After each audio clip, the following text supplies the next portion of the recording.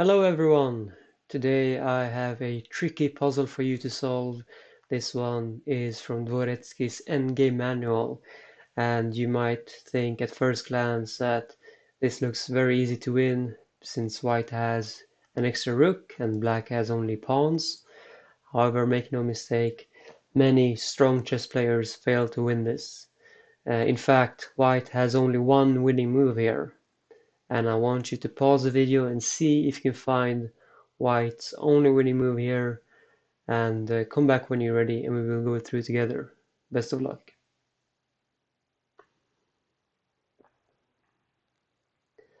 Alright, so what happens if we capture on g2?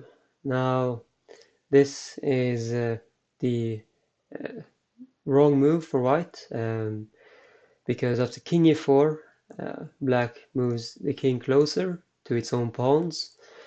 And so if white plays king f2, thinking white can now just eat up the rest of the pawns, well, first of all, black cannot play king d3, because after king e1, black is in a zugzwang. Depending on where the king goes, one of the pawns will fall, and white will win that. However, white has the saving move that saves the draw, and that is to promote the e-pawn. And now, if we capture the queen with the king, now black has king d3. And the idea is that if the white king moves, then black has king d2, kicking this rook away, and promotes. And that's the draw. And if we instead capture with the rook takes e1 check, then black still has king d3, and black is looking to play king d2 and then promote the pawn. So, for example, rook a1, king d2. Yeah, even if we try to play rook a2, thinking we can pin the pawn, then king d1, and black promotes. And there is nothing with rook a1, for example.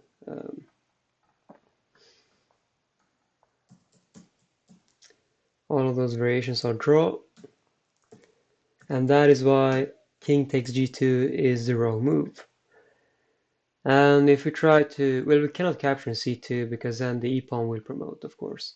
But if we try to play something like rook a1, then black will do the same idea, king e4, king d3, king d2, supporting these pawns, and white cannot stop that plan.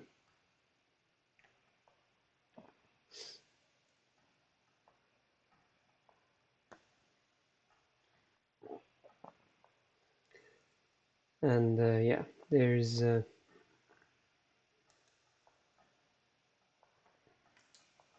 just to show that this is a draw. Even if you try here, king b1, and black promotes. And it's the same thing with rook to e1. Black can still play king e4, and even if you capture with check, king d3, and this square will not be able to be defended by white.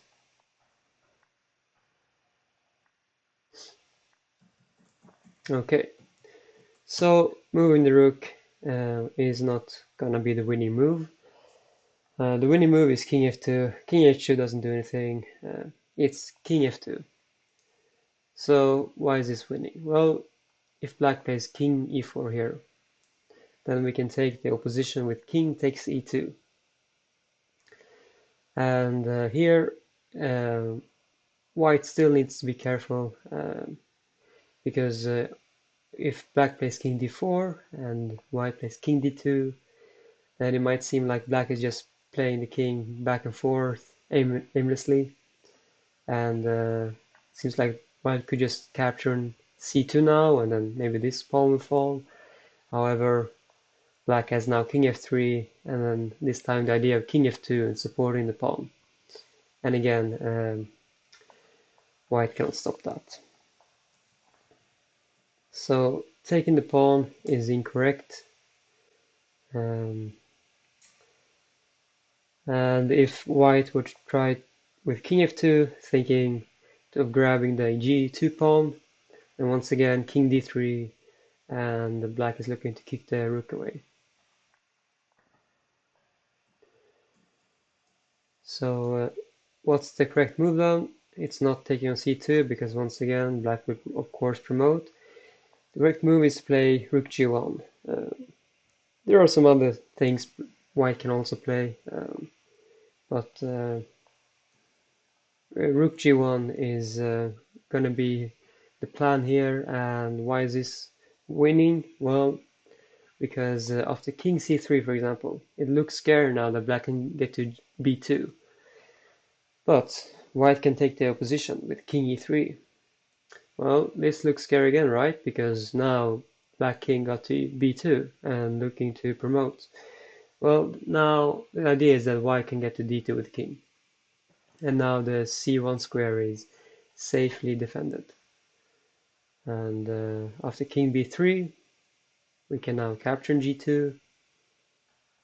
If black tries again king b2, we're in time to defend the c1 square again. And yeah, white will win this. Okay, and what if black plays something else? What if black plays king e4? Now again, white has to be careful, because if white plays king d2, thinking white can take on c2, then again comes this idea of king f3, king f2, kicking the rook away. And black will win that. Sorry, not win. Black will save that as a draw. Okay, and if white tries with king f2, then again king d3, king d2, promote. That's a draw. So the winning move here is in fact rook to e1. Another odd-looking move here. And if black again plays king d4, now we can take the d2 square with the opposition. So that's the idea with rook e1, is sort of forcing the king to give away the opposition. King f4, we play king f2, king d4, we play king d2. Okay, and now black doesn't have king e4 anymore because we're covering that file. And after king c4, yeah, now we can capture, and this pawn will fall. And it's the same thing here. We can just capture, and white will win. Okay, let's see. So just to recap, the winning move was to play king f2, and after king e4, we take the opposition with king takes e2. And now, if well, if black were to play king f4, then we take the opposition on with king f2, king e4. We cannot take on g2 here because then comes king d3, king d2. So there are still tricks. You have to take on c2, and this pawn will fall next.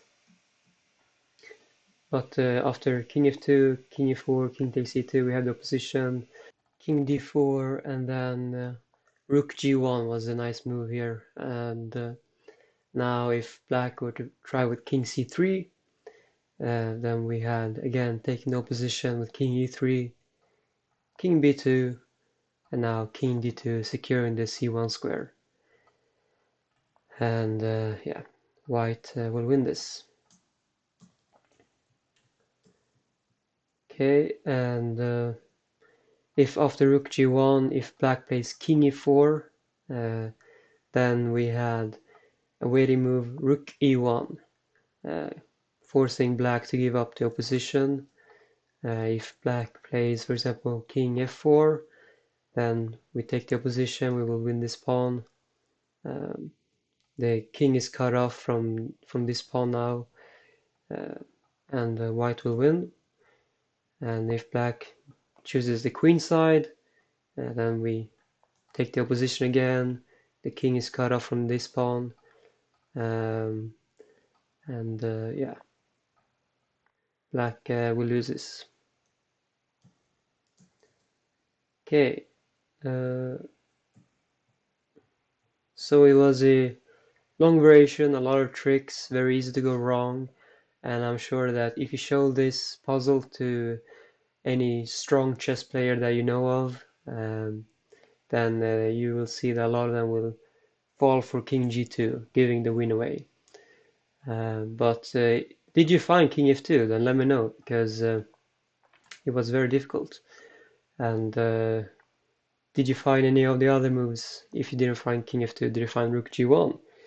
Did you find Rook E1? Or did you find this crazy line here with King E3, King B2, and then King D2? Let me know in the comments, and subscribe if you want to see more puzzles, and I will see you in the next video. Bye for now.